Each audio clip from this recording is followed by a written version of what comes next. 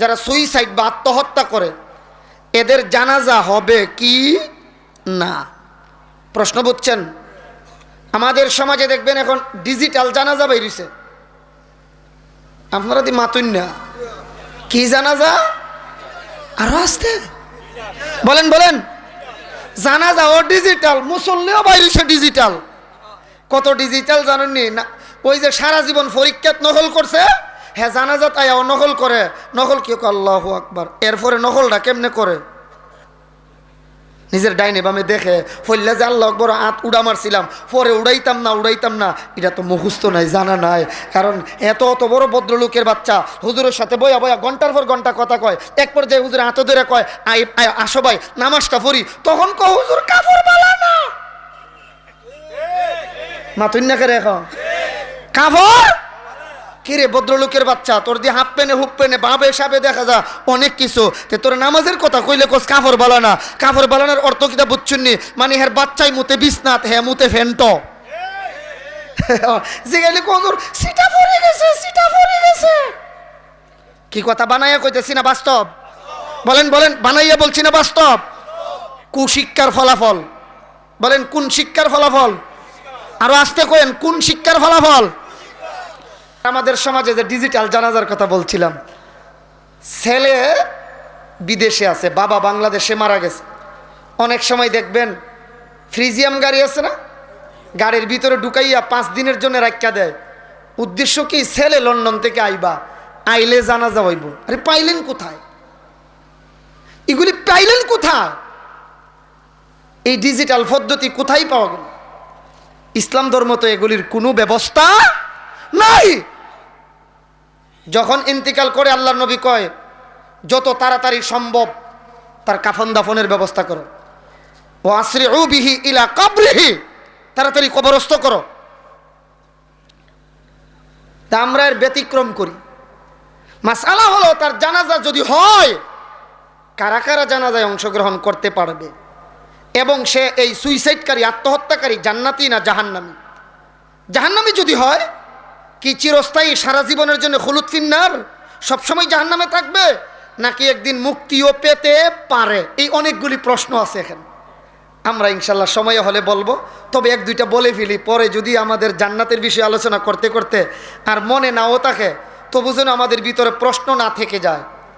ও ভাই যুবকেরা, বিশেষ করে যুব সমাজকে লক্ষ্য করে বলছি, সুইসাইড আত্মহত্যা যারা করে এই কাজটা কবিরা গুনাহ, হারাম। বলেন কোন গুনাহ? আবার বলেন কোন গুনাহ? কবিরা গুনাহ। এই জন্য সে জাহান্নামী হবে। বলেন সে কি হবে? জাহান্নামী। বলে তার জানাজা হবে? বলে হ্যাঁ জানাজা হবে। জানাজা ফরজে কেফায়া হিসেবে 2-4 জনে জানাজা পইরা জানাজাটা আদায় করে দেবে। সাধারণ পাবলিক, শেখ জিয়াউদ্দিন সাবদামাত বরকাত তোমার মুফতি মুজিবুর রহমান সাহেবের মতো লোক এই জাতীয় জানাজায় যেন অংশগ্রহণ না করে। ইমাম সাহেব, মুফতি সাহেব, মুহাদ্দিস সাহেব, বড় আলিম, চেয়ারম্যান, মেম্বার, এমপি, মন্ত্রী, মানে দুনিয়ার দিক দিয়েও যারা বড়, দিনের দিক দিয়েও যারা বড়, এই বড় জাতের কেউ যেন অংশগ্রহণ। উদ্দেশ্য কি জানেননি? এরা যদি অংশগ্রহণ করে ফেলে, এলাকার অন্যান্যরা বুঝবে যে এই আত্মহত্যা সুইসাইড করলেও তার জানাজায় ভিআইপি লেভেলের লোক হাজির হয়। এই কথাটা যেন বলতে না পারে, ধিক্কার যেন, লজ্জা যেন লাগে। আমিও যদি সুইসাইড করি, জিয়াউদ্দিন সাহেবের মতো লোক, মুফতি মুজিবুর রহমান সাহেবের মতো লোক আমার জানাজায় আসবে না। আর এর চেয়ে বড় খারাপ মরণ আর কি হতে পারে যে আমার জানাজায় হুজুর আসবে না? এতে গিয়া সুইসাইড আত্মহত্যা কমবে। বলেন সুইসাইড আত্মহত্যা কমবে। এবার প্রশ্ন হলো, সে কি জাহান্নামী? বলে হ্যাঁ জাহান্নামী। কোনদিন মুক্তি পাবে? জবাব হলো এই, ইন্নাল্লাহা লা ইয়াগফিরু আন ইউশরাকা বিহি ওয়া ইয়াগফিরু মা দুনা যালিকা লিমান ইয়াশা। এই আয়াতের মর্ম কথা হলো, শিরক ব্যতীত যত গুনাহ আছে আল্লাহ যাকে চান তাকে মাফ করে দিতে, কথা বলেন না, পারেন, তারে মাফ করে দিতে। আত্মহত্যা করা যেহেতু শিরিক নয়, আত্মহত্যা করা কি নয়? শিরিক নয়। এই হিসাবে আল্লাহ তাআলা কোনো একদিন আল্লাহর যখন ইচ্ছা হয়, মানসা হয়, আল্লাহ মাফও কইরা দিতে পারেন। সুইসাইডকারী খুলুদ ফিন্নার নয়, মানে চিরস্থায়ী জাহান্নামে নয়, আল্লাহ তাকে মাফও করে দিতে পারেন। তাই বলি কি আমি সুইসাইড করার সার্টিফিকেট দিচ্ছি? সুইসাইড করাকে বৈধ বলছি? এটা তো হারাম, এটা করা যাবে না। অনেকে আবার যুক্তি দেয়, আমরা সমাজের নাস্তিকেরা যুক্তি দেয়, মরণ, হায়াত আর মৌত এটা কার পক্ষ থেকে নির্ধারিত? আল্লাযী খালাকাল মাউতা ওয়াল হায়াতা লিয়াবলুয়াকুম আইয়ুকুম আহসানু আমালা। জীবন মরণ সৃষ্টি করেছেন আল্লাহ। কুল্লু নাফসিন যায়িকাতুল মউত, ইযা জাআ আজালুহুম ফালা ইস্তাখিরুনা সাআতাও ওয়ালা ইস্তাকদিমুন। মৃত্যুর নির্ধারিত সময় যখন এসে যায়, এক সেকেন্ড আগেও মরণ হয় না, এক সেকেন্ড পরেও মরণ হয় না। সুতরাং মরণ তো আল্লাহর পক্ষ থেকে লেখা আছে, আমি সুইসাইড করে মরুম, আত্মহত্যা করে মরুম, তাইলে আবার জাহান্নাম দিত কেন? নাস্তিকদের যুক্তিটা বুঝছেন কিনা, আমি বুঝাইতে পারছি কিনা আল্লাহ জানে। বুঝেন নাই? আবার বলছি, নাস্তিকদের যুক্তি, কোরআনের আয়াতে আল্লাহ বলছেন আল্লাযী খালাকাল মাউতা ওয়াল হায়াতা লিয়াবলুয়াকুম আইয়ুকুম আহসানু আমালা। মানে মোট কথা, জীবন মরণ কে সৃষ্টি করেছেন? কুল্লু নাফসিন যায়িকাতুল মাউত, প্রত্যেক প্রাণী মরণশীল। ইযা জাআ আজালুহুম ফালা ইস্তাখিরুনা সাআতাও ওয়ালা ইস্তাকদিমুন। মৃত্যুর সময় যখন হয়, এক মুহূর্ত আগেও হবে না, পরেও হবে না, নির্ধারিত সময়ে মরণ হবে। তো আল্লাহর পক্ষ থেকে যেমনে নির্ধারণ কইরা রাখছে, লিখা রাখছে, এমনি তো মরছি, শাস্তি কেন আবার? এখন বুঝছেন প্রশ্ন? জবাব লম্বা চড়া, আমি শর্ট করে সংক্ষেপে বলছি, বুঝার জন্য ধরে নিন। একজন প্রাইভেট মাস্টার, হুজুরে দিয়ে বুঝাই সহজে বুঝবেন, তিনি 20 জন ছাত্রকে প্রাইভেট পড়াইছেন। বলেন উস্তাদে কয়জন ছাত্রকে প্রাইভেট পড়ালেন? বলেন না সবাই আবার। এক নাগারে 9 মাস পড়াইলেন। এখন আপনারা বুঝছে একটা জবাব দিয়ে, 9 মাস পড়াইলে উস্তাদের ছাত্রদের সম্পর্কে একটা অভিজ্ঞতা হয়েছে না? আর 3 মাস বাকি আছে বার্ষিক পরীক্ষার। একদিন তাই নিয়ে সবাই লইয়া বইছে, বইয়া এক ছাত্রের কইছে, একটা কলম আন, আমার ডায়েরি বুকটা আন। টিচার সাহেবের ডায়েরি আর কলম আইনা এক স্টুডেন্ট, এক ছাত্র উস্তাদের সামনে দিলেন। দেওয়ার পরে তিনি 20 জনের নাম লেখলেন। কয়জনের নাম? সবাই বলেন। 20 জনের নাম লেখলেন। লিখা কইছে করে, আব্দুর রহমান, তুই যে ভালো করে পড়তাছস, সামনে বার্ষিক পরীক্ষায় জিপিএ 5 পাইবি। এর নাম বরাবর লেখছে জিপিএ 5। এইভাবে লিখতে লিখতে এসে, আরে আব্দুল জলি, তুই ক্লাস তৈয়া গিয়া গার্লফ্রেন্ড লইয়া ঘুরো, তুই একবারে ফার্স্ট ডিভিশনে ফেল করবে।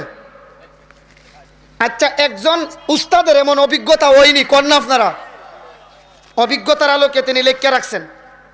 ঠিকই দেখা গেছে যে ডারে কইছে তুই ফেল করবে, হ্যাঁ ফেলই করছে। বুঝেন নাই? এবার টিচারে ডাক দিয়ে আনছে সবাইরে, বিশেষ করে যেটা ফেল করছে এটারে সামনে আইনা কো, বেতমে তোর বাপে আমারে মাসে 2000 টাকা প্রাইভেটের বেতন দে, তুই ফেল করলে কেন? হেনে উঠটা কো, স্যার ফেল তো করছি, আপনি যে লিখা রাখছুন ডায়েরি, আপনি লেখার কারণে নে ফেল করছি। আমি মনে বুঝাইতে পারছি না আপনার কথা। স্যার আপনি ডায়েরিতে লেখছুন কে লেখা, এই কারণে না আমি ফেল করছি। আসলে এই কারণে ফেল করছে না, হের যোগ্যতার অভাবে ফেল করছে? তাহলে যারা সুইসাইড করে মরে, আল্লাহ কোরআনও লেখছে বিদায় হে সুইসাইড করছে না, হে যে এমন করবো এটা আল্লাহ আগের থেকেই জানে। কি বলেন, ঠিক কিনা? হাসর মাঠে যুক্তি দিয়া আল্লাহর কাছ থেকে ছুটতে যাওয়া সম্ভব হবে? বলেন বলেন, সম্ভব হবে না। আসেন ভাই একটু খেয়াল করব আমরা। তাহলে বলছিলাম শিক্ষা 3 প্রকার। বলেন কয় প্রকার? 1 নাম্বার, 2 নাম্বার, 3 নাম্বার। এবার আসেন, কুশিক্ষার চেয়ে অশিক্ষা অনেক ভালো। বুঝেন নাই? কুশিক্ষার চেয়ে অশিক্ষা অনেক ভালো। বলে কেমনে? এই পোস্টারটা যদি এখানে আমরা যতজন মানুষ আছি সবাইরে পড়তে বলি, আপনাদের জানা মতে বলেন তো দেখি, এমন এক দুজন পাওয়া যাইব নি একটা অক্ষরও পড়তে পারবে না? না, এটা অসম্ভব। এমন লোক নাই এখানে যে উনি কালো অক্ষর পড়ছেই না, না এমন? আচ্ছা, আছে। উনারে যদি বলা হয় আপনি এটা পড়েন, উনি এক অক্ষরও পারবে না। উনার ছেলের ঘরের মেয়ের ঘরের নাতি এরে দিলে হে টলটলাইয়া ফুরাটা ফুরা লাইব। উনি কপালে হাত দিয়া থাপ্পড় দেয় আর কয়, শক্তয়াও কানা, শক্তয়াও কানা। আমি বলি, চাচা আপনি হলেন অশিক্ষা, মানে শিখেন নাই কিছু। তবে ওই জানোয়ার, যেই জানোয়ারে কুশিক্ষায় শিক্ষিত হয়েছে, দেয়ার ইজ নো গড বলে, আল্লাহ বলতে কিছু নাই, ওই জানোয়ারের চেয়ে আপনি অনেক ভালো। ওই জানোয়ারের চেয়ে আপনি অনেক ভালো। আপনি অশিক্ষা, শিক্ষা গ্রহণ করেন নাই, ওই কুশিক্ষার চেয়ে অশিক্ষা ভালো। বলেন, কুশিক্ষার চেয়ে, কুশিক্ষার চেয়ে অশিক্ষা ভালো। এই তিন কথা আমরা মনে রাখবো। আমি আপনাদের সামনে এই কথাগুলি জান্নাতের নিয়ামত, নাজ নিয়ামতের কথা বুঝাবার জন্যে যে আয়াত তিলাওয়াত করেছি, এই আয়াত হলো